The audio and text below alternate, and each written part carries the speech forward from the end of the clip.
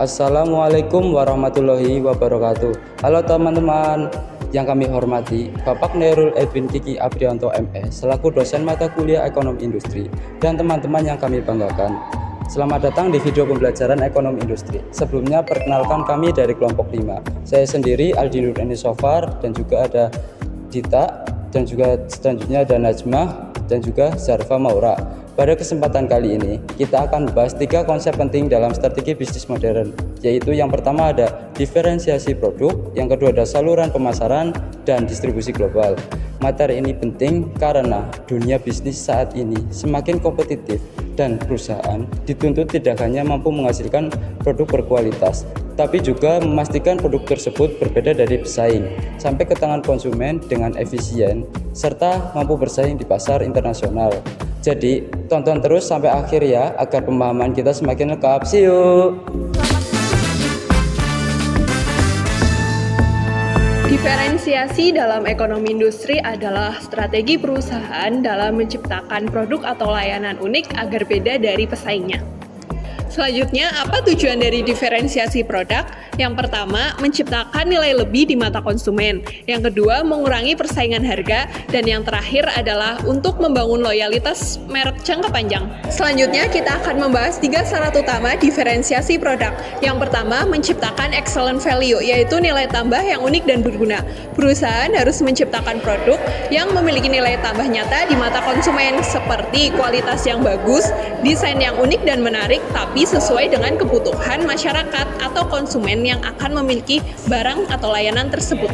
Selanjutnya adalah keunggulan bersaing. Diferensiasi produk harus membuat produk lebih unggul dari pesaing, entah itu unggul dari segi kualitas, harga, maupun desain. Hal tersebut untuk membangun loyalitas konsumen kepada kita. Selanjutnya, jenis diferensiasi menurut Kotler. Yang pertama, produk terkait ciri, desain, dan kualitas. Yang kedua, kualitas pelayanan, layanan jual beli dan konsumsi, distribusi, saluran distribusi yang unik. Selanjutnya ada harga dan citra, yaitu reputasi merek. Lalu ada horizontal dan vertikal, beda preferensi atau kualitas dan harga. Selanjutnya yaitu tahapan membangun diferensiasi pasar. Yang pertama, segmentasi, targeting, dan positioning. Segmentasi bagi pasar jadi beberapa kelompok berdasarkan karakteristik seperti demografi, psikografi, dan perilaku. Yang selanjutnya adalah targeting, pilih segmen pasar yang paling potensial dan sesuai dengan kapabilitas bisnis. Selanjutnya ada positioning, tentukan posisi produk yang unik dan beda di benak konsumen dibanding pesaing. Selanjutnya ada analisa diferensiasi. Yang pertama, identifikasi fitur melalui kualitas, layanan, atau aspek lain yang bisa jadi pembeda produk. Lalu ada cari kelebihan yang bisa dikembangkan supaya produk lebih menarik dari pesaing. Selanjutnya yaitu mengembangkan dan menguji diferensiasi. Yang pertama, kembangkan keunikan produk, layanan, harga, ataupun branding. Selanjutnya, uji apakah diferensiasi itu relevan, kuat, dan sulit ditiru pesaing. Yang keempat, mengkomunikasikan diferensiasi. Buat pesan, pemasaran yang jelas dan menonjolkan nilai unik produk. Gunakan media dan strategi komunikasi yang tepat supaya target pasar paham dan tertarik. Yang terakhir adalah keunikan yang sulit ditiru. Keunggulan suatu produk harus didukung dari sistem yang kompleks, entah sistem produksi, pemasaran, maupun distribusi. Saluran pemasaran adalah serangkaian langkah atau tahapan yang dilakukan oleh produsen atau penjual untuk menyalurkan produk atau jasa mereka ke pasar sehingga sampai ke konsumen. Tujuannya adalah untuk mempermudah produk atau jasa tersebut mudah diakses oleh konsumen sehingga mempermudah proses penjualan. Selanjutnya ada 3 jenis saluran pemasaran. Yang pertama, saluran pemasaran konsumen. Yang kedua, saluran pemasaran industri. Yang ketiga, saluran pemasaran sektor jasa. Saluran pemasaran melibatkan beberapa elemen seperti perencanaan produk, penetapan harga, promosi, dan distribusi. Dalam saluran pemasaran, produk atau jasa biasanya melewati beberapa tahap sebelum akhir sampai ke konsumen, seperti produsen, agen, distributor, pedagang, dan retailer. Jenis saluran yang digunakan dalam pemasaran sektor jasa agar layanan bisa sampai ke tangan konsumen yang membutuhkan. Yang pertama, 1. Distribusi intensif, 2. Distribusi selektif, 3. Distribusi eksklusif. Saluran pemasaran Saluran pemasaran online adalah saluran pemasaran yang menggunakan platform dan teknologi digital untuk mempromosikan dan menjual produk atau jasa secara online. Berikut adalah beberapa saluran pemasaran online yang populer. 1. Website. 2. E-commerce marketplace. 3. Sosial media. Yang keempat, email marketing. Yang kelima, search engine marketing. Yang keenam, content marketing. Yang ketujuh, affiliate marketing. Selanjutnya, fungsi saluran pemasaran. Yang pertama, membutuhkan distribusi produk. Yang kedua, menjangkau pasar yang lebih luas. Ketiga, meningkatkan citra merek. Yang keempat, mempermudah akses konsumen. Yang kelima, memfasilitas pelayanan pelanggan.